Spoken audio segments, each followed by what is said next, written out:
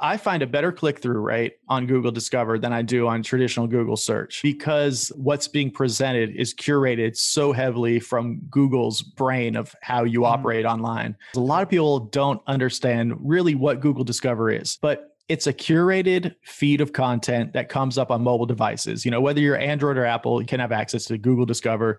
And Google displays what they call cards below like a search bar. And these cards are based on your search preferences, what you're typing, and also your search history, and also your location. I found that the best way to optimize for Google Discover is to send the signals to Google that this is a timely piece of content that people are interested in.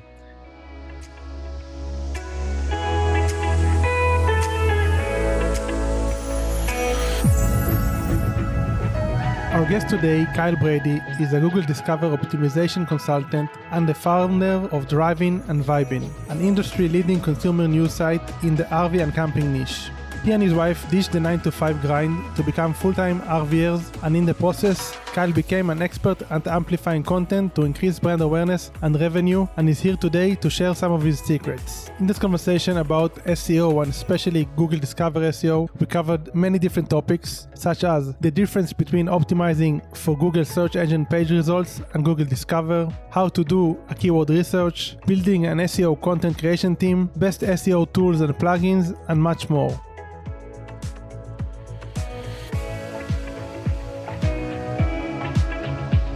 Welcome to the EcomXFactor podcast, where it's all about launching and scaling your business using sales funnels, automations, and smart marketing.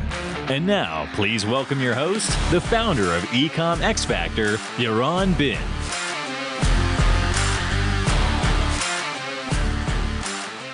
Hi Kyle, how are you? Good, man. Thanks so much for having me on today. It's my pleasure. I looked at your one sheet and it's very interesting and inspiring. So I'm looking forward to our conversation. I am hoping to cover a lot of topics that I don't know a lot about. So yeah, well, I'm happy to talk to you. And if you have any RV or camping questions, you can shoot those at me too.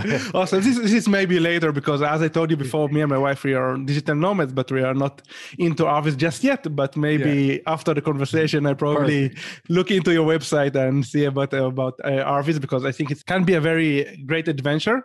And if we're already talking about RVs, so can you share about how you guys started this crazy adventure? Yeah, totally. So, fast forward to 7 years where we are today, running a publishing company and a digital agency. I just want everyone to know that 6 years ago, I had absolutely no understanding of any of this stuff, content creation, publishing, digital strategy. So my wife and I got started about 6 years ago. We decided, we're happy with what we're doing in life, but we want a little more adventure. And we thought maybe we'll just take a road trip for a year. Saved up, bought an RV, like every traveler these days, started a website along with that to share our journey. So that's really where our journey with the online content creation got started, as far as just getting out there, exploring America and writing about it on our blog very poorly. Over the course of, 1 to 3 first years, I realized, well, maybe I can get some sweet deals if I have a YouTube page or kind of write really specific articles. So we were trading, campsites for content and stuff like that. And I thought, I'm living the good life right now. But and as that journey continued on and on, we just realized we can do more and more to optimize it, which led us to where we are today, where we're totally focused on keyword research being presented in Google search and Google Discover. And we're at the point where our website's getting 3 million views a month and our YouTube channel's over 115,000 subscribers. So, we've got this formula down, and that's where we're at today, in a home, part-time RVing, but running a few different digital agencies. Nice. And the 3 million views, so is it like 100% organic, or do you use also paid, just to get a general idea? 99.99% organic. I dabble in paid ads on Facebook on the smallest scale possible, but it's almost 100% organic. This is amazing. And a lot of the listeners of the show, I assume that they are in the transition phase between the 9-to-5 and starting their online journey. Many people, also for me, me and my wife, when we just started, it was very hard to sustain the 9-to-5 and then come back and have the energy to create your side gig, which hopefully will turn out to be like your main source of income. So can you share a bit about the process that you guys went through? Because you just took a year off with no income? Well, yeah. So, I mean, very little income. What we discovered that first year, we did save up, so we had a little savings account that we thought, we don't want to pull from it, but if we have to, it will be all right. And at the time, we were running an Etsy shop where we were selling antique maps on Etsy, and that was generating like $2,000 a month. I thought I can live off $2,000 a month, So we were fortunate in that time that we weren't chained to a 9 to 5. But, it wasn't a challenge on as far as working it in, but it was a challenge as far as finding the structure and finding the routine still in the middle of traveling and also being out in the middle of nowhere with no internet. So it came with its own set of challenges, but not that I was coming home from work tired. To that point, one of the things that really set me free and really saved my time was understanding that I don't have to write about the content that I'm experiencing. Rather, I can find out what keyword research is. And I found it keywords, and I let the data then kind of dictate my workflow. And that really helps me stay focused. A lot of people, obviously, SEO guys, are talking about keyword research. I'd love to hear your opinion. I mean, your tips and tricks, but something that I didn't hear very often. And when I saw you guys, what you're doing, so you put an emphasis on Google Discovery. Can you share a bit about this and connect this with the keyword research? Totally. Let's talk about Google Discover first, because a lot of people don't understand really what Google Discover is. But it's a curated feed of content that comes up on mobile devices. Whether you're Android or Apple, you can have access to Google Discover. And Google displays what they call cards below like a search bar. And these cards are based on your search preferences, what you're typing, and also your search history, and also your location. And the cards consist of articles, of stories, of videos, and a few other things, sometimes, but mostly articles and videos are what you're going to see in those Discover cards. So as far as how does Google Discover relate to SEO, is they're two different completely things when it comes to intent, but they're so similar when it comes to a specific keyword. So in my space, we'll use an example like RV Cell Booster. It's a device that boosts your cell phone. And if I'm writing an article for Google search, I'll write maybe the 5 best RV cell boosters in 2021, super SEO title, and that's great. That can probably rank on the first page. We'll get some good clicks through it, but that's not necessarily the type of content that's going to be in Discover. In Discover, an article that I would write would be the dangers of traveling without an RV cell booster. So we're still working that keyword in there. And because someone searched RV cell booster in search, maybe the day before, the next day when they're pulling up their Discover feed, they're going to see my more dramatic Discover article. And it really works like clockwork. As long as you're focusing on keyword, but you just understand that there's a different intention between search and Discover. So would you say that the Discover headlines are a bit more clickbaity? I would hate to say clickbaity, but I would definitely say they pique a certain amount of interest in the viewer, and someone who's just scrolling through their phone, as I do when I'm looking at Discover, I want to be entertained, I want to be maybe informed, but I'm definitely not searching for a product at that moment. So Google is using its brain to do its best thing possible as far as deliver up valuable content. And it's doing that by taking something you were searching earlier in a search and then presenting you with other pieces of content rather than just that straight up informative piece. So we talked about the difference in headline, and what is the difference in the content itself? Is it very different or is it kind of the same? Yeah, as far as the content itself, you still want to work that keyword in there like traditional SEO article. But what we want to focus on more so is like timeliness, like something that could be slightly newsworthy. We might want to link to a news article instead of another like SEO page or something. And that way we can get Google like connecting the dots that this is a piece of, new information that might not be worthy in a year, but has a high amount of interest right now. In regards to like the customer's intent, so do you believe that there is a huge difference? Let's say I have an e-commerce store. And should I expect worse conversion rates for the people who came from the Google Discover? Because these are more like people that they kind of pick their curiosity, but not necessarily were looking to buy Yeah, as far as that goes, I find a better click-through rate on Google Discover than I do on traditional Google search because what's being presented is curated so heavily from Google's brain of how you operate online. But it brings up a good point. How can an e-com store even use any of this to their ability? And really, for me, content is king always. Content is always the cheapest and longest lasting way to drive customers to a site.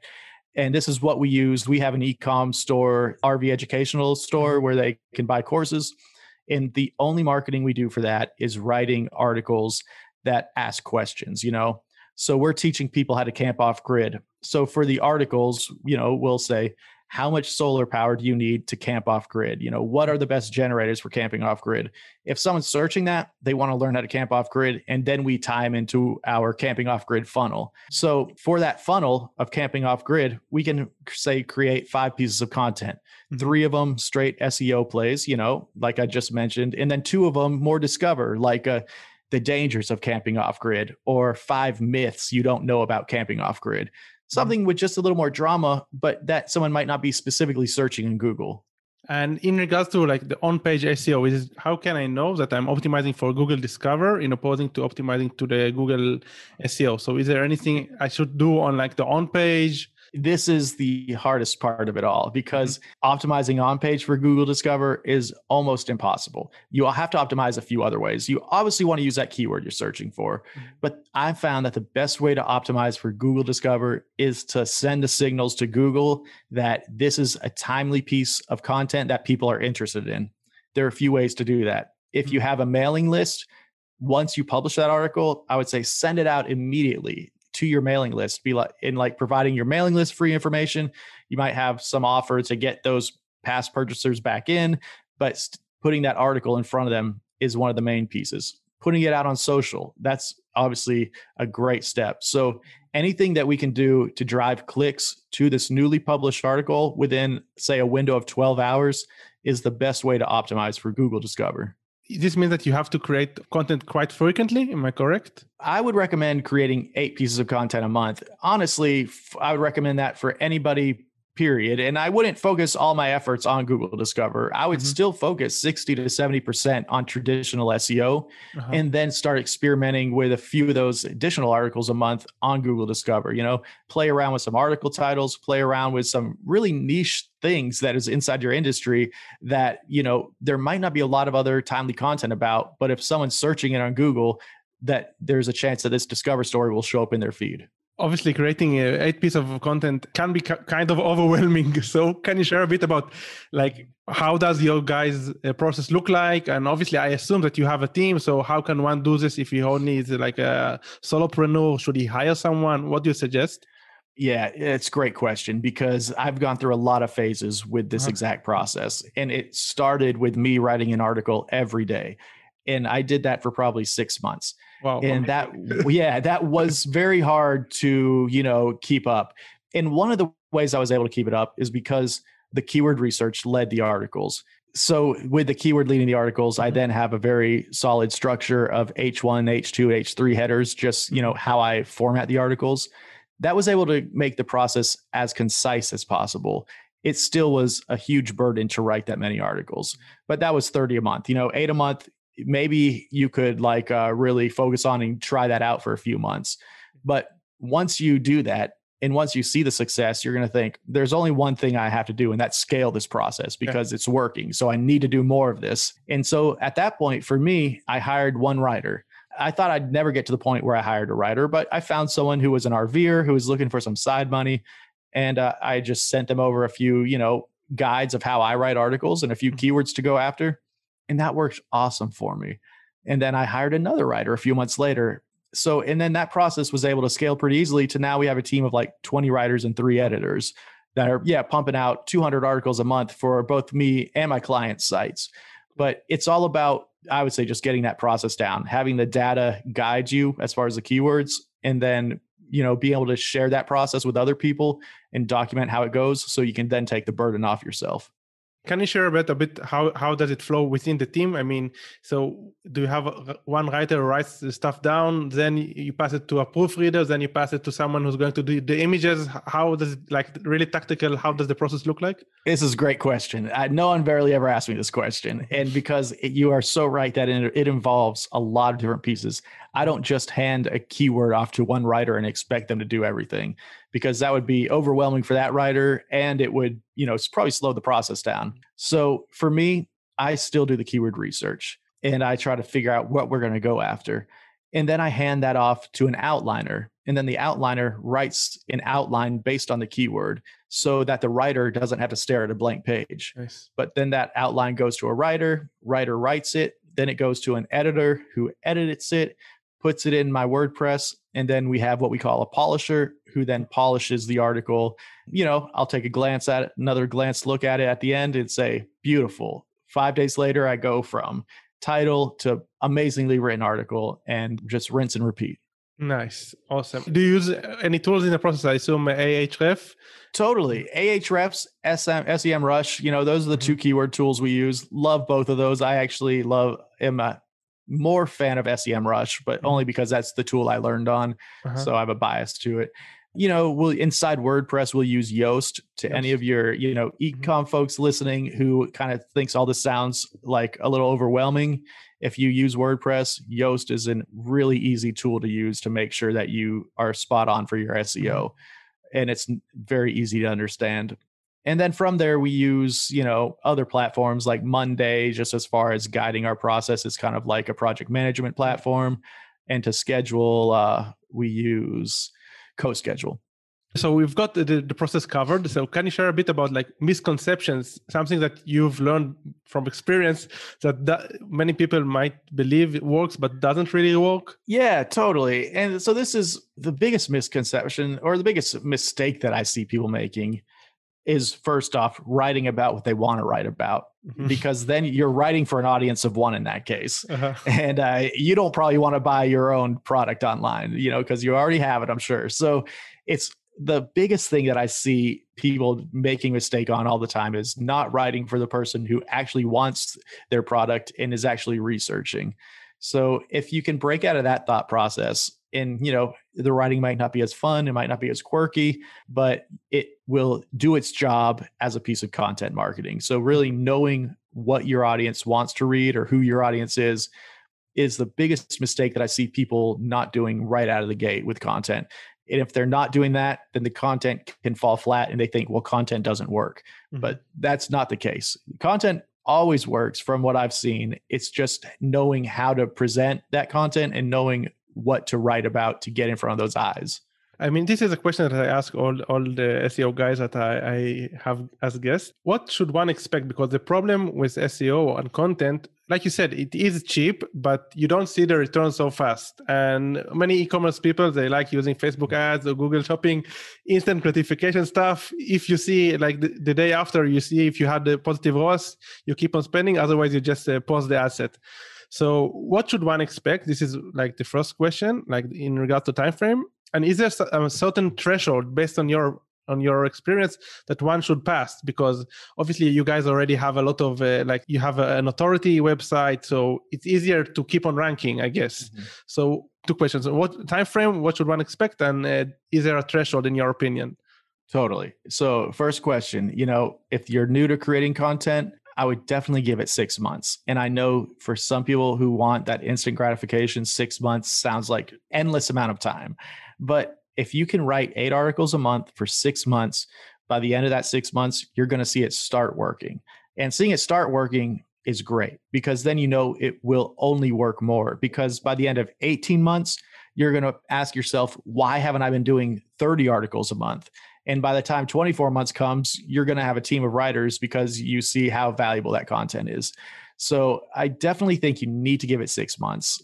And as far as the domain authority question, we're running a lot of tests at our agency where we're launching new websites that we're not really sharing, to our audience. And we want to see that exact question, what can this website do if I launch it from scratch with absolutely no authority, but I start creating content on it? So in that case, what we're seeing with very niche specific keywords, we can see results in 2 months. If we're focusing on pretty, specific keywords. As we go a little bit more forward, 4 months, 5 months, we can start seeing what I'm talking about with these medium level domain or keywords. So it's definitely doable. And it's one of the most frustrating things, trust me, on my end, whenever we have a website that's getting 3 million views a month, and then we're launching a brand new website, not putting anything towards it except content.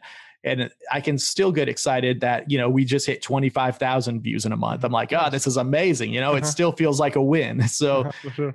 yeah, it's definitely doable. In regards to, let's say a client joins your agency, so how would the process look like? Do you serve only specific types of customers in regards to like a revenue or certain niche? Can you share a bit about the onboarding process? So our agency is called RV Digital Strategy Agency. You can probably tell by the name that we have a niche right there. It's because what we have is a team of outdoor enthusiasts and RVers who know so much about the space.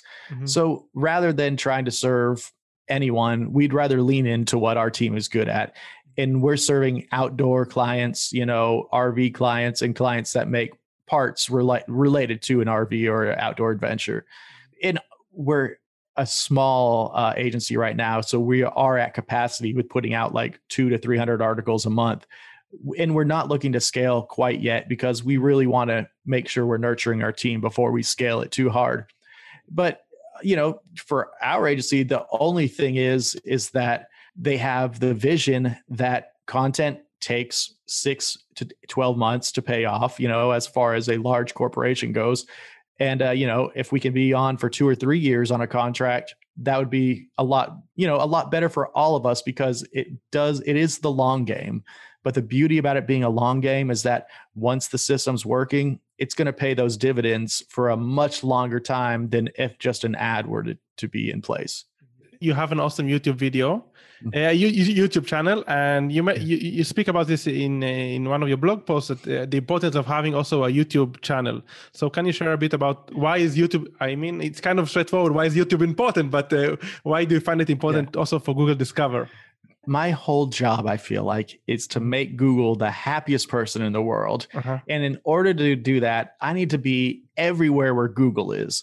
So YouTube is definitely one of those places. And aside from that, whenever we're making content, adding more than just images is so important. So we want to embed a video inside every piece of content. If I have a video about that, that's great. If I don't, I'm still embedding a video. So for me, having a YouTube channel where I can mirror an article and publish those two together on the same day, have them interlinked to each other, I'm sending Google these signals that say, this is buzzworthy content. Here's the proof. It's on multiple platforms and people are, engaging with it on both of those platforms. Your YouTube channel and YouTube videos do not have to be anything elaborate. It can be a simple cell phone where you're just speaking through whatever the article you're writing about is, because some people just would rather receive content that way and not have to read it. You said mirror the content. So can you elaborate what you mean by mirroring the content? Totally. So I've done it a lot of different ways, but the way I like to do it now, because we have, writers that are getting these articles out a little bit in advance. So I can now see what's on the queue over the next week or two. Quick favor, guys. If you enjoy these shows and have been a listener for quite some time now, we would really, really appreciate it if you could take the time to give us a review on iTunes, Stitcher, or whatever your preferred podcast app may be. Having lots of ratings and audience feedback makes our show become more visible across multiple platforms. And it also supports our mission of helping as many people as possible to become better marketers and better entrepreneurs. So if you're not driving and it wouldn't be dangerous, pause this thing right now and give us an honest review over your podcast app. And we will love you even more than we already do. Thank you for taking the time, and I hope you enjoyed the show. And say one of the videos or one of the articles that is coming through is the 5 best lightweight RVs. So I think to myself, that's going to resonate with the community. They're going to like that article. I might as well double down and make a video about this too. So I don't just read the article, but I definitely have the article up in the background behind the camera, and I'm looking at the headers of that article and just kind of ad-libbing through the article. So it has the same structure, but not the same words. And then on that day, go ahead. No, go ahead. I think you're about to answer what is my next question. I was going to say on that day, I'll release both of them at the same time. But to that point, before I had a team of writers, whenever I was just creating content and I was doing a lot more YouTube content first, I would go through my YouTube videos and see what the most popular videos were and see if I could write a keyword article about those videos, because I knew something about those videos resonated with people. So if I could write an article about it too, then I might be able to imitate and get that success. I'd like to dive in a bit more like tactical, even more tactical stuff. So how do you do? It's a general question, and obviously it might be a bit hard to answer, but can you share a bit the process of how do you look for keywords? Because I guess it's the most important, and you have a lot of golden nuggets. So if you have some tips about this. Totally. The first important piece is to have a tool, that can help you, because otherwise it's a lot harder to understand what you're looking for. So SEMrush is the tool that I use. And for me, it's, you might need to search on YouTube just about how to, keyword research in SEMrush, because that's a whole video in and of itself, but it's not too challenging.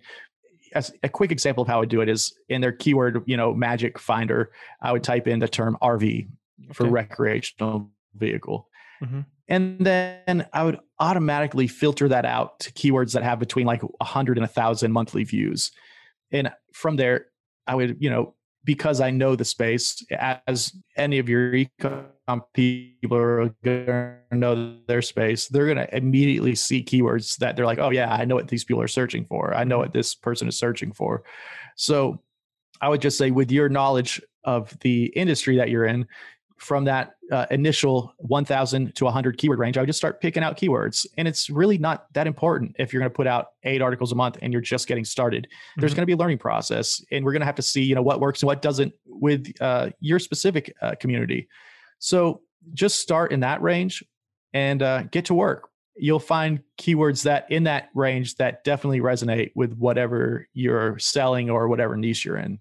A lot of times you get the keyword suggestions that are not necessarily so related to the product. So how far would you go?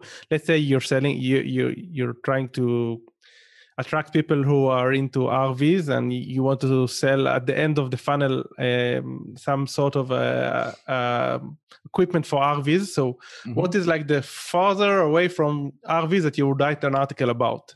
Yeah, great question. Let's take a specific example of an RV trip router. So it's how you plan a trip. If I'm creating content around that, I would go anywhere from RV parks in New Orleans, RV parks in California, any of those keywords where we're focusing on RV parks, because if people are looking for RV parks, they're probably going to try to find how to get there. And that I wouldn't venture too far away from that, but within that bubble, there are so many options, because we can take that outside RV parks and use the search term campgrounds. So then I could use campgrounds inside Yosemite National Park. And I could probably find 1,000 different keywords within that bubble. But basically, for selling that product, I'd want to make sure that it's at least focused on something where a traveler is going to have to physically take their RV to. So anything that fell within that range is what I would go after. And then you're going to put internal links and try to push them downwards in the funnel, I assume? Yes, most definitely. I want to give them the information in that article, but then I also want to let them know that, look, on your way to Yosemite National Park, you're going to encounter low-hanging bridges. So that means your RV might run into this bridge. That would be awful. You're going to come across large mountain passes. So that means you're going to climb up large mountains and then go down large mountains in an RV. And all these things are super challenging and can be dangerous. And then I would say, but hey, here's an easy solution. Check out this trip router and you'll avoid those things. Nice. And do you suggest this trip router using like a pop-up in the website, or what would you do like in order to push the product that you're trying to sell? My favorite way to push the product is that my last H2, which is just a header inside of an article. So it's like the last section of the article would always be like traveling to Yosemite National Park, or now you're headed to Yosemite National Park. And then the text of that last section would kind of be this very organic feeling opt-in. So I don't want to have too many pop-ups, and I want the article to feel like a complete article, even with that last kind of sales pitch at the end, where I'm still giving them information. And rather than just selling them something, I'm presenting them with a problem and then a quick solution. This is awesome. I love the idea. And you mentioned the newsletter. So can we dive in a bit about regarding the newsletter? So you said that whenever you launch an article, so you're going to inform your list, but do you also create content that is specific for the newsletter? And how does this process look like? Yeah, so my newsletter goes out every morning at like 6 or 7 a.m. Mm-hmm. And what I do is feature 2 articles, the 2 that I'm releasing that day. So that's my first goal, is to get eyes on the newly published articles. But then I like to feature some piece of past content that usually has an affiliate angle to it or some sort of sales piece to it, but it's still a piece of content. So I can hopefully convert some sales as well with that newsletter. And then the last piece of the newsletter for me is just sharing other people's articles inside my niche. Even though that might sound counterintuitive because I'm giving traffic away to other people, I found that readers love it because it's, it's saying, hey, look, other people are creating great content that you might be interested in. Mm-hmm. It gets my emails higher click-through ratings, which send signals to like Gmail if they're receiving their email on Gmail. Mm-hmm. Google's looking everywhere. Yeah. So if I'm sending an email, it hits the Gmail inbox and someone clicks on a link, that's sending great domain authority to the newsletter that I'm sending, which is, my website domain. All the pieces are connected, and I want to always optimize that engagement. Mm-hmm. I love this idea. And I mean, it's very obvious when I talk to SEO guys that they are playing the long-term game, and doing this is like a long-term game, because you want your customers and the people on your list to be happy and to be satisfied with the content, and not always be selling and always be very aggressive. So when you point to a website that is not yours, so I think it resonates with the audience, and they see that you're all about providing great content.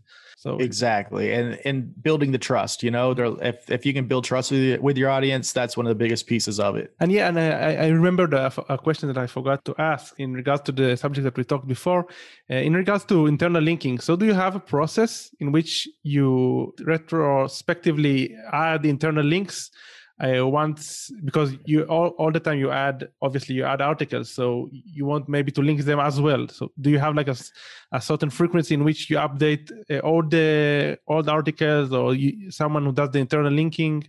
Yeah, as far as like internal linking, I try to always point back to some of my heavy hitter articles that have been proven to resonate.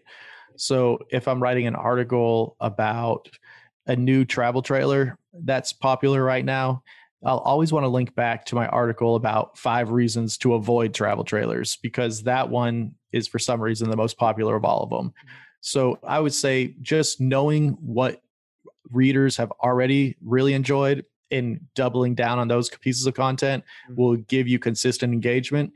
And as far as going back and updating old articles, it's a never-ending process, and it is very important to do. But in the beginning, don't fret about it. So if you're just getting started on your content journey, don't worry at all.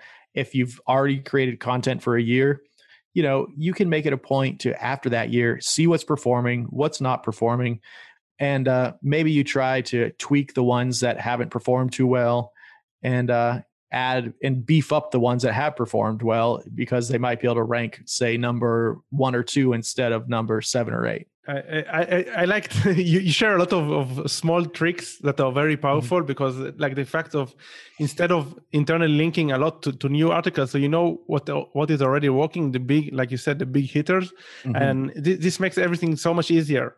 Once you have a smart process, so everything else becomes much easier. So this is also a great tip. Are there any other tips or questions that I forgot to ask? Let me just say, I don't want anyone to be intimidated by content creation. I understand completely that to jump into something without an immediate payoff, and that takes some time because it involves writing, sounds like, it could be a burden. I would encourage everyone to give it 3 to 6 months at least, and just try it out, see what you learn, and see how your community responds to it. Because I would safely bet that there's going to be positive results. So if you have the time to carve out of your week, just try to make that happen, because content is the best way to drive traffic over the long haul. Yeah, content is king. They say content is king. Exactly. So, in regards to the time, so how much would, like, let's say someone is just beginning. So do you think that someone can publish an article within like 3 or 4 hours? How much would you invest? Because some people are perfectionists and they want everything to be perfect. So one article a week is a good target for them. But you obviously, you started out with one article every day. So how much time should one invest in an article when they're just perfection?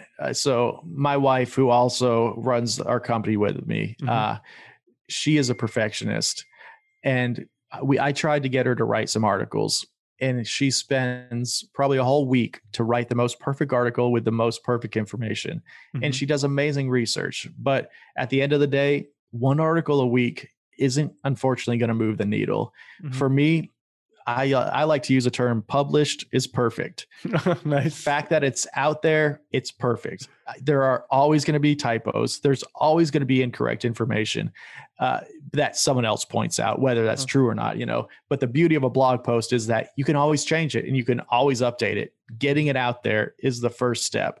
Don't let the perfection ruin that. So, got to work with what you got. If you are a perfectionist, you got to try to let go a little bit, try to get 6 to 8 articles out a month, but otherwise just get it out there and start testing and think of it all as a big test that you're going to see results for. When you did this on your own, so did you have like a bunch did you do like the keyword research in a batch and then had a lot of outlines and then moved on to writing, or did you do like every piece of content from A to Z? How did exactly this look like? Yeah, good question. For me, I batch keyword researched and then I wrote the articles entirely from there. It would be a great idea, though, if I were to have batched outline for myself. I think if I were to do it all myself again, that would be the way to do it, because you don't get so overwhelmed by the blank page. I feel like I could knock through 10 outlines without any trouble, and then I could come back and visit those outlines later on. So you bring up a good point there, that is probably the best process. Do you use any other tools like for getting like there are like tools like people that give you like what people asked, or some people go to Quora or Reddit, or do you just use the SEMrush for the keyword? Basically SEMrush. Once I find out something that works, I just try to stick with that. You can definitely get some ideas just through starting queries in a Google search bar where it'll give you suggestions. If you really need to save some money, that's a way you can do it. But, it'll be shooting in the dark a little bit more if you do it that way. If you're using SEMrush, you can compare, different keyword difficulties to how you perform with them. So I would definitely recommend that. The one tool that I use that I did not use for the first year when I was writing the articles is a tool called Grammarly. It corrects my grammar, and man, oh man, I am not a good writer. So even though I wrote, an article a day, by no means does that mean it was a good article. Once I got Grammarly, I really was able to clean up my actual, grammar. Nice. Yeah, I love Grammarly, and I also use a desktop tool. A website. Yeah. It's called Hemingway app, which also it tells you if the line is too long, and if you're too passive, the voice is too passive, and stuff like that. And recently, I started using Conversion AI, which is a tool that helps you write. It uses AI, and it's much better than anything else that I've ever seen in the past. So have you tried any AI tools? Yeah, sounds great. I have tried a few AI tools. I've tried them to auto-populate a newsletter. It was from the recommendation of one of my business partners who dabbled with it as well. I just found that, AI is the future. For me, it's just not here yet as far as, completing enough of the task that it takes time off my plate. I know exactly what you mean. Yeah. And it sometimes seems so sexy to create something with AI and automate everything. But at the end of the day, a lot of the time I just get stuck in the automation and go back to outsourcing or delegating the task. So I agree with you that I don't think AI is here just yet. Yeah, but it's fun. It is fun to play with. It's too fun. The problem That's is too fun. Awesome, Kyle. So and you offer in your website the roadmap into Google Discover. So can you share a bit about this before we conclude? Yeah, most definitely. So kylebrady.com is my website. And right on that main page, it's a free download. It's the Google Discover Roadmap. And it's really the exact steps that I've used, that we've used inside my agency, and that I've used with my clients to help them get into Google Discover. It spells it out, one step at a time as far as how the content is created, what you need to do inside the content as far as adding images and videos and stuff like that, and then how to distribute that content to optimize your chances of getting into Google Discover.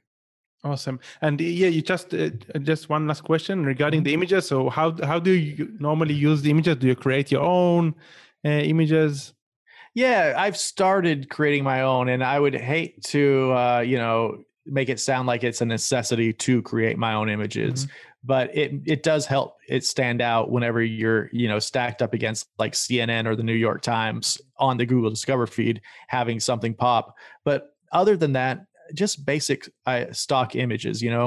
I've found that there are some stock image companies out there that have organic feeling photos, and that's what I've been using for probably the past 2 years.